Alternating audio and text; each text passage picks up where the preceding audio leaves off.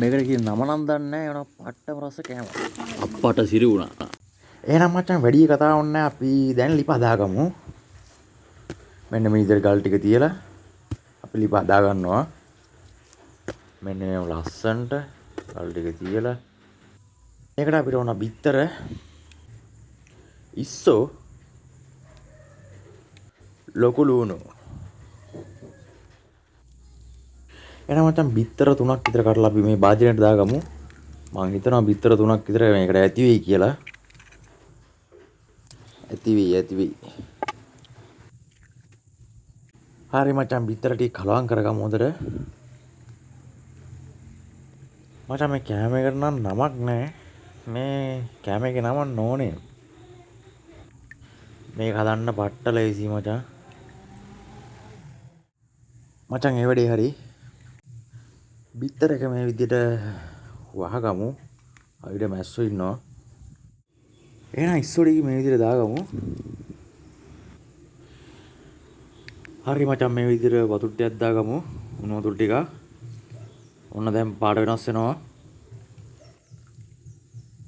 ඉතින් මචං උණු වතුර ටික දාලා අපි විනාඩි 5ක් විතර මේක තැම්බෙන්න තියමු හොඳට. දැන් නම් මචං ඉස්සොඩි එක හොඳටම තැම්බිලා තියෙන්නේ. රතු පාට වෙනවා තැම්බිලා තියෙන්නේ දැන්. හරි ඉස් එක පැත්තකින් තියලා අපි වහගමු.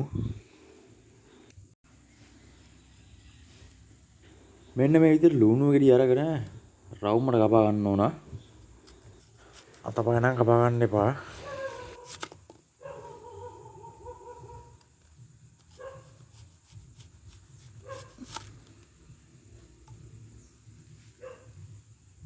ඉතින් මචං මේ විදිහට රවුන්ඩ් එක වෙන වෙනම අපි ගලව ගන්න ඕන. අඩේ ගැලවෙන්නේ නැහැ නේ බං. රවුන්ඩ් එක කරනොත් ඉතින් ආයෙ ලුණු ගෙඩියක් කපා ගන්න වෙනවා. එහෙම බැනුම් ගන්න තමයි වෙන්නේ.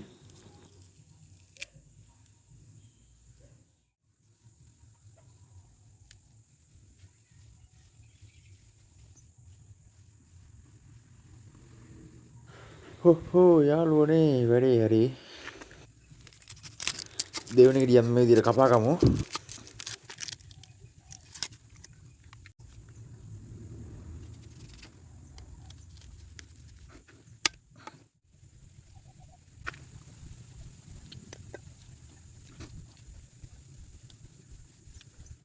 හරි මචං මෙන්න තියෙනවා ලුණු. තව පොඩ්ඩෙන් හැලනවා.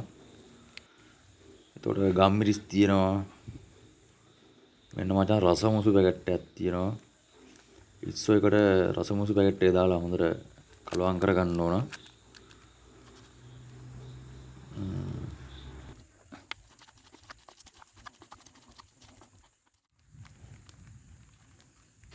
හරි මචං මේ තියෙන්නේ අපි කලවම් කරපු බිත්තර එක. ඒකට රසමුසු පොඩ්ඩක් දාලා හොඳට කලවම් කරගන්න ඕන.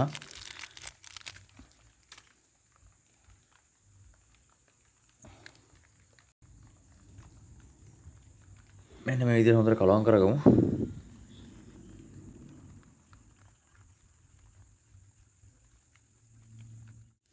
ඉතින් යාළුවනේ ඒ ටික නම් ඉවරයි. දැන් තියෙන්නේ අමාරුම හරිය තමයි. මේක තමයි ලිප පත්තු කරගන්න එක. මේක තමයි අමාරුම දේ. අදරන් හැබැයි අවුලක් නැහැ. ඉක්මනින් ඇවුලුණා. පොඩි පොදේකුත් ගානවා වහිත් දන්නෙත් නැහැ. බලමු අපි.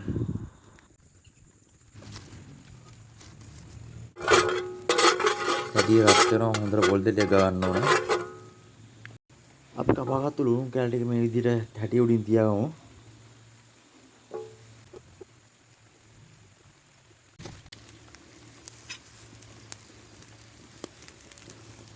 අපි එහෙම ලුණු කැල ටික තියලා ඒව මැදින් ඉස්සෝ ටික දා ගන්න ඕන.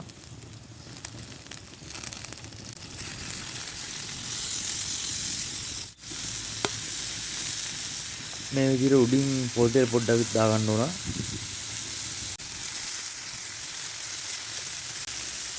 දැන් කලවම් කරපු බිත්තර ටික අපි දා ගන්නවා ලුණු එක උඩින්. ඉස්සෝ ටික වැහෙන්න.